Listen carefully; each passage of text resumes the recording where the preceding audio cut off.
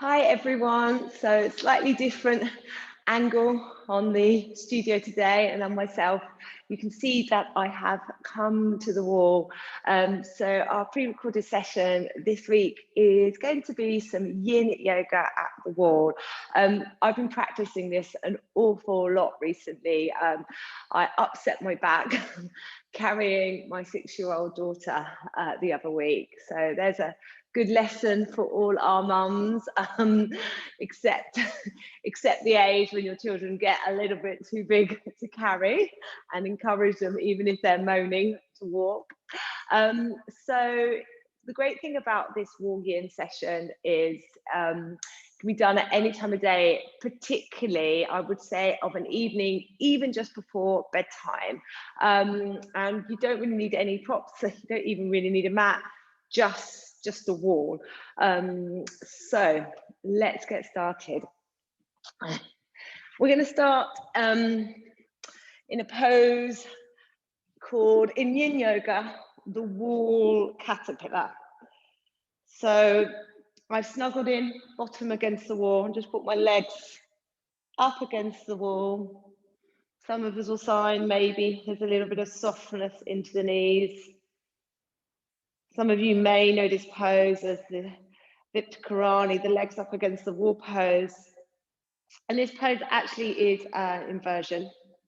And often inversions in yoga conjure up images of poses like handstand, headstand, forearm balances, all super fun poses, all physically quite demanding. And not all inversions in yoga are. So this is a great place to come.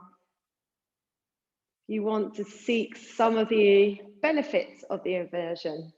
So the switching of the effects of gravity on to the body. This is particularly restful for the legs and the perineum and that lower back area, which is probably why I've been doing it an awful lot.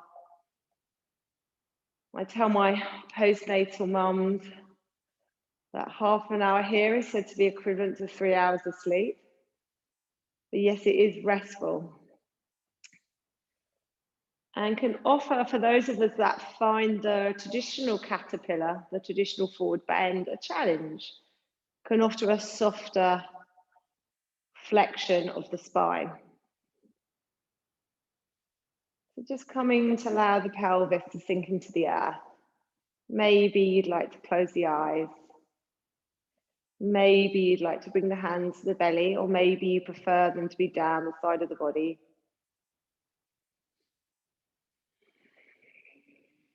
Our holds today will be either a 5 or a 3 minute hold. And this is going to be a 5-minute hold. Remember, with all yoga, but with yin yoga, our principles is to come into the pose, to find that edge, and to resolve to be still. But that doesn't mean we hold in a place of discomfort. So you might want to come out sooner. If you get that feeling of pins and needles into the legs, into the feet, or just simply this isn't comfy for you. Don't feel you've got to stay here just because I'm telling you it's comfortable and restful, if that's not your experience of the pose. Otherwise, maybe you'd like to close the eyes and just be aware of your breath, just paying attention, maybe using the simple mantra of breathing in and breathing out. While we're on the topic of our yin edge, I like to think of sensations in all yoga practices, but let's focus on yin today. I like to think of sensations of having a volume, a dial that we can turn up and turn down. And often yin yoga and restorative yoga get lumped together as one of the same thing, or the possibility of them being the same things. And where yin is slower and poses are held, you could absolutely argue it is a softer, cooler practice than vinyasa yoga. Restorative yoga is something different again, where you're using props to support the weight of the body, and in many cases look for an absence of sensation, just working towards complete rest. And here, as we practice our yin yoga today with the wall, we have a big prop. And our sensations probably will be softer today. So maybe you notice the edge is just a little further back and the sensations in the body a little quieter. So there isn't like a cut-off point where you say, this is now restorative yoga. You have stopped practicing yin yoga. You know, the lines are blurred. And remember, there is an aspect of yang and yin and an aspect of yin and yang. So there's no absolutes. Let's take one more breath here. And coming into our second yin pose, which again we'll hold for 5 minutes, the wall butterfly. So again, how far the knees come towards the wall will be unique to you. How far the legs come down will be unique to you. You can use your hands here. Make sure the elbows are able to make contact with the earth, the upper arms able to make contact with the earth so they can rest. You can use your hands here to support the weight of the legs. I find the challenge for me is managing the weight of the thigh bones, so I don't overstretch. I don't go past an edge that I feel I can comfortably hold for 5 minutes. So I often like to just use my hands to support the weight of the legs. Sometimes it can be nice, and I would keep this really gentle because we are holding this for 5 minutes, but to take the flesh of the inner thigh and just roll it out and lightly press the legs into the wall. And that might work for you if you're feeling there's no sensation, or the knees might be closer towards the body and supporting it more. And if you're here and this just isn't happening for you, if you discomfort into the knees, or you just feel a gripping in the hip flexors because there's a resistance, and you know, just go back to the wall caterpillar.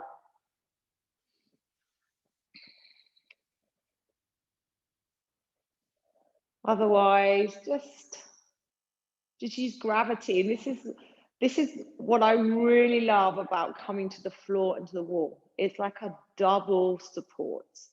So I can give the weight of my body to the earth. So I don't have to hold on to myself.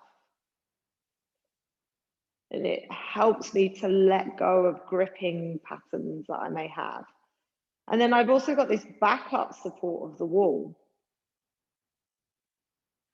And when we come into the water, like a swimming pool or the sea, and that feeling of weightlessness, a feeling that something greater than ourselves has got us, you know, there's almost a similar thing here. Keep paying attention to those sensations. Assessing your edge. Is it appropriate for where you are today?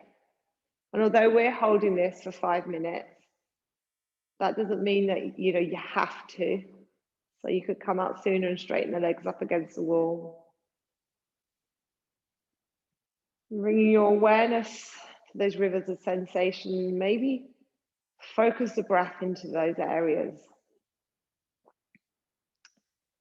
So it can be hard to communicate what an appropriate edge is, because the only person who knows that is you. And where that edge is today is different to where it was yesterday and different to where it will be in the future. But if we put some words onto sensations we're looking for, maybe that's a like stretchy feeling, but a stretchy feeling that I can hold, that I can continue to breathe, I could smile, I could sing a song right now if I needed to. I'm not gripping in the jaw and silently swearing under my breath, hoping this is going to end soon. You know, that is a sign you'll be on your edge. You know, and We've all been there. I can recount sitting sometimes in a yoga class, committing to a shape, and then thinking, God, I hope we come out soon. What's this teacher doing? Why can't we come out yet? You know, and actually, I should have just, you know, taken responsibility for my own body and come out of that shape. So we've all been there. And then just worthy paying attention to the tissue to the neck, because sometimes when we go too deep into the pose, then the head curls back and we look back, and these tissues in the back of the neck shorten, and there's tension into the face. So just check, you know, the head feels comfortable against the earth. Some of you may benefit even from a cushion or a blanket under the head. I've got this crazy hair that seems to be doing the job. And the chin is just softening. We're here for another 30 seconds. So just check you feel happy with that the sensations aren't getting too deep, too intense. There's no burning feelings, tingling feelings, electrical feelings, you know, feelings of sudden doom. Come out if those are arising for you. Otherwise, taking one more breath. And then just using the hands to bring the knees slowly back together, taking a moment and then drawing those legs straight again. Having this moment of rebound, reset, back with those legs up against the wall.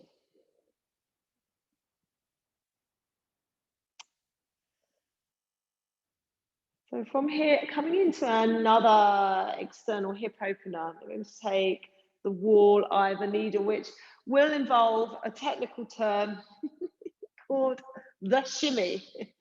Okay, most of us will find we'll have to move some distance away from the wall. We're going to bring the right leg to the top of the left knee. So you might be closer to the wall than I am. You might have your right leg further, your left leg, sorry, further down at more of a right angle here. You might have your left leg higher up and maybe a softer version. Okay, so find that place where you can feel, you know, an appropriate level of sensation, that edge. One thing that we need to be mindful of here is this knee joint. This is going to be a 3-minute hold. So first of all, we're not looking to stretch the knees, and we're not looking to tolerate any sensations in knee joints, okay? So it can help. I feel all right actually with a relaxed foot in this version of the pose against the wall, but you know, if you have knees that are sensitive, and I do, so I need to really listen to my knees a lot, but sometimes it helps to just lightly activate the right foot, so spreading through the sole of the right foot. Watch this big toe. A lot of the time we have an over-excited big toe joint, and that can send tension actually into the place where you want to be softening. You can see my right hand has come to this right thigh naturally, and it's not actually even pushing the right thigh bone away, but it's just acting again as that support like we had a moment ago with the wall butterfly. And remember, your edge, we talk about this edge all the time in yin yoga, and you know, we often view it, well, I used to view it as like a cliff edge, you know, that is a fixed place, and it's really not that. And we talk about needing to back away from the edge. The other aspect of our edge is we may soften into it. So as you hold the pose for some time, you may notice that the sensations dissipate. And that might be really nice to then just stay in that softer, quieter place. Or maybe, you know, move a little deeper into the shape. That's not the goal. The goal is not to make a more exaggerated shape with your body. It's all about feelings and sensations.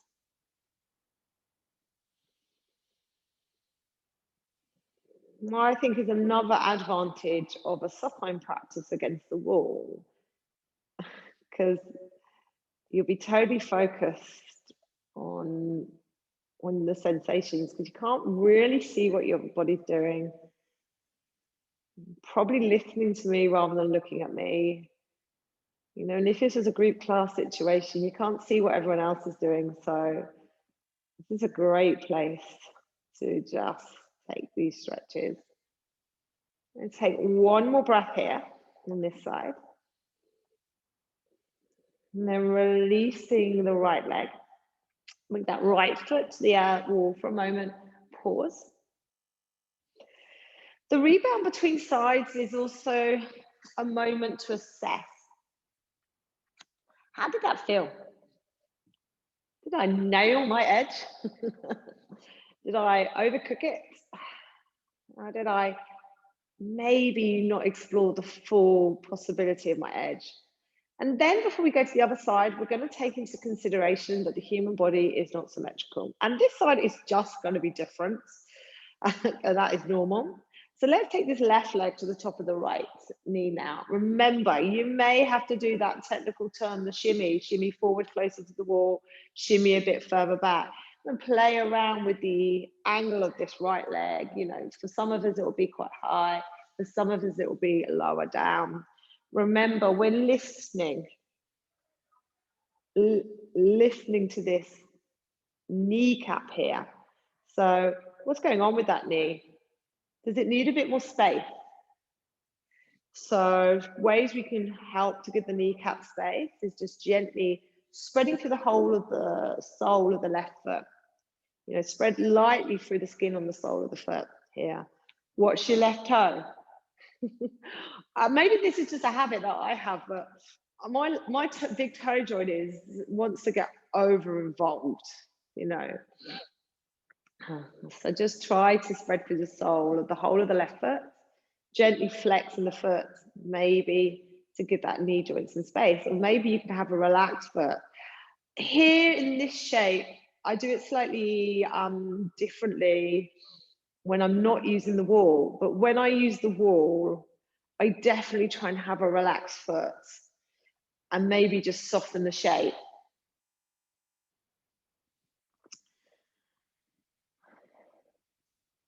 You know, and for years, I used to label my right hip as my good hip and my left hip as my bad hip. And that actually was a story that translated like this, that my right hip could do half lotus and my left hip couldn't. And I created a story that my right hip was better than my left. And these stories are really interesting because, you know, we become our stories. And a few years ago, I injured my right knee surfing. And although it was really devastating for me at the time, it retrospectively was one of the best things that happened to me, because now I can't do half lotus with my right leg. And I'm like, had my story shattered. And I needed to have that story shattered. That both my hips are good, you know. I get up and I walk every day. I do some really fun things with my body, like surf and yoga and run around on the beach with my kids. You know, how can I have a bad hip and a good hip? So try to not fall into those stories. I even tried to think, if you have got an area of your body that needs just a little more love and care and attention, I refer to my right knee as my funky knee, and that has really helped to melt away those stories that may be limiting movement in my body. Let's take one more breath. And then releasing this leg, bringing that left foot to the wall.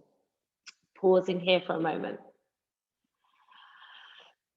And then we're going to come into a little twist. So again, there's a little bit of a play here. You're looking to have the feet against the wall. and the knees against the wall. So I've dropped my knees over to the right, but it really doesn't matter whether your knees have gone to the left. I did say that you won't need a prop for this class, but some of you, I may say at this moment, may benefit from a cushion between the knees or something under the legs if just letting the legs fall out to the side is just too much load for the spine. Otherwise, where do my arms go? This is a great question. Well, where do they go where the arm bones can completely relax to the earth? And in particular, paying attention to the opposite arm to which the knees have fallen from. So if there's like a battle, a fight here that you can't relax the shoulder blade and the arm into the earth, then play around, maybe even with some props under this arm, so you can open into the front of the chest here, and you can release the weight of the arm bones to the earth. Again, we'll be holding these twists for 3 minutes. You can see my little egg timers. So one of the greatest challenges, once I got past being still, so I definitely was, pre my love for yin, one of those people that was like, I just can't do yin yoga. I just can't stay still for this period of time. And I initially, when I practiced yin, it was just a struggle, and I just committed to the struggle. And I came out the other side and realized that marinating in these shapes was simply joyful. And why had I not done it sooner? Eh? But once I got past that, my next challenge was, I really, really hate wearing watches. And feel free to ask my husband, on average, how many $9.99 Casio watches I get through on average a year. Because I put them on. It's a bit like the yin practice. I put it on, I resolve to keep it on, and at some point I take it off, and then I just lose it. So I was really struggling with teaching yin yoga and knowing how long we've been in the pose. And at first I was just using my phone and checking my phone for the time all the time, which was not great. Looked like while I was teaching, I was checking Facebook, which I would never do. And then a lovely lady called Justine, who's a fabulous yin teacher down in Penzance, tipped me off on some egg timers, and I've never looked back. Although sometimes I waffle and then the egg timer goes and I haven't noticed, but that's no bad thing. Let's take one more breath. And then bringing those legs back to center. And let's take this over to the other side now. We're dropping those knees. So it takes a little bit of a play. I've got my knees and my feet against the wall. It doesn't have to be that. Maybe there's a cushion between the thighs here. Maybe there's a block under here. Maybe you've shimmied a little bit further away from the wall. It's just the feet touching the wall. Not so much reliant here on the wall for this twist. It's just, what's the point of coming away from the wall? You can turn the head in the opposite direction, but to be honest, the best place to put the neck is where the tissues of the neck, both front, side and back, feel softer.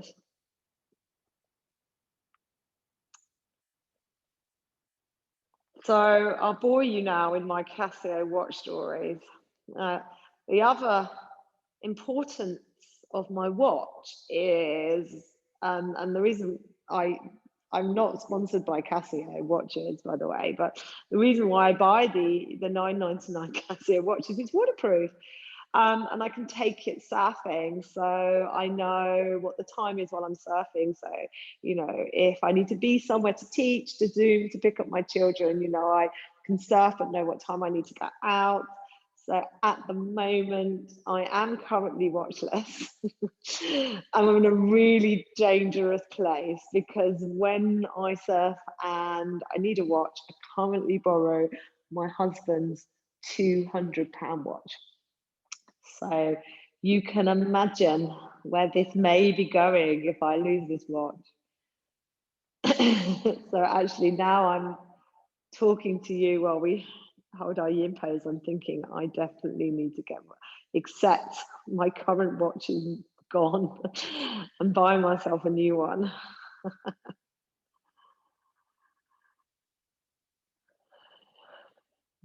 Breathing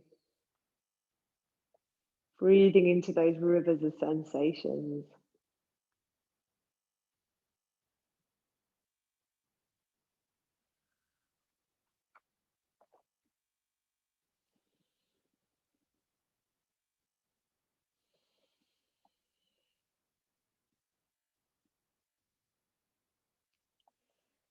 And practicing yin at the wall is, as I've already said, more restful, more supported.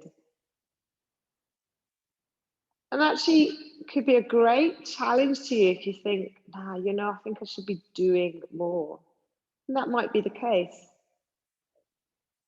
I'm not advocating that we just do yin yoga. We need that balance of yin and yang in our lives. Yang movements in our body, maybe like a vinyasa, ashtanga practice, a walk, a run, a swim, a surf, a HIIT exercise class. These are all examples of yang stuff. So I could even put the school run into that, by the way, sometimes. That's why this can be such a lovely practice at the end of the day. Taking one more breath. And then just coming back to center. Pausing just for a moment to finish. We're going to return to the legs up against the wall. So it's a return to that move. There isn't any way to describe this as anything other than a shimmy to the wall. Coming to find that restful place. We'll finish just 3 minutes here. Bringing the hands to the belly. Sometimes I actually find the wall butterfly a little more restful than legs up against the wall. So that might be you. Perhaps you've had enough of having your legs attached to the wall and you're just going to come into that full shavasana. Paying attention to the position of the head, softening the chin into the throat center space.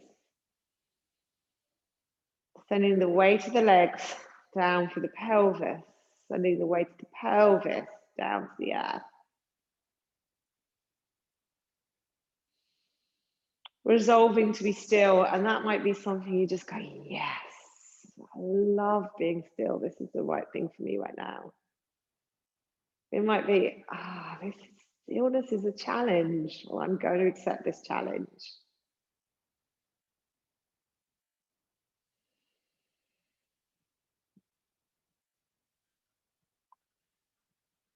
And this has been, I've done some yin at the wall pretty much every night in the last few weeks since upsetting my back, carrying my little girl.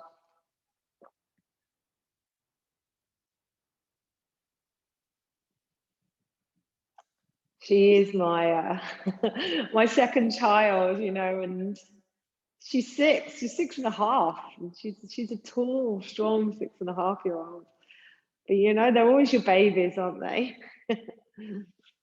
Well, I have had to say, Mummy can't carry you anymore. Even though that upsets us both on some level.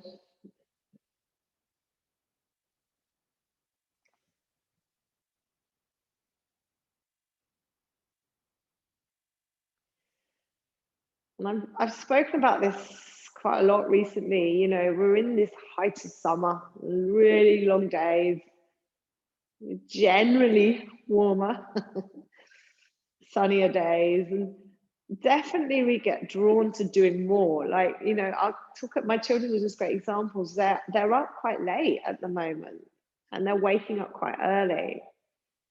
And they're just the accumulation of tiredness. You can see and feel it. And this is why taking a yin, softer practice of an evening at this time of year can be really helpful in just cooling the heat, the yang of the summer. So you might be in heaven and just want to stay here. If you're ready to move on with your day, whatever time of day it is,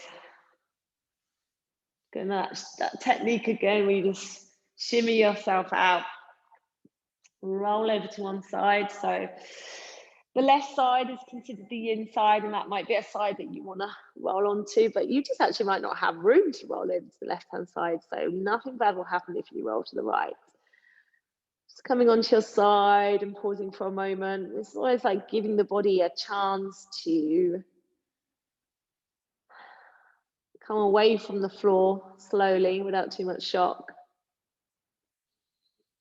And then we'll just use those hands to bring ourselves up to any comfortable seated position. And you may even like to just come to the wall here and use the wall to support your spine in an upright position. And bringing those hands to that heart center space.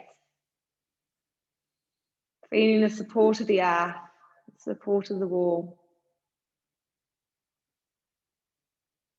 And thank you so much for practicing with me today.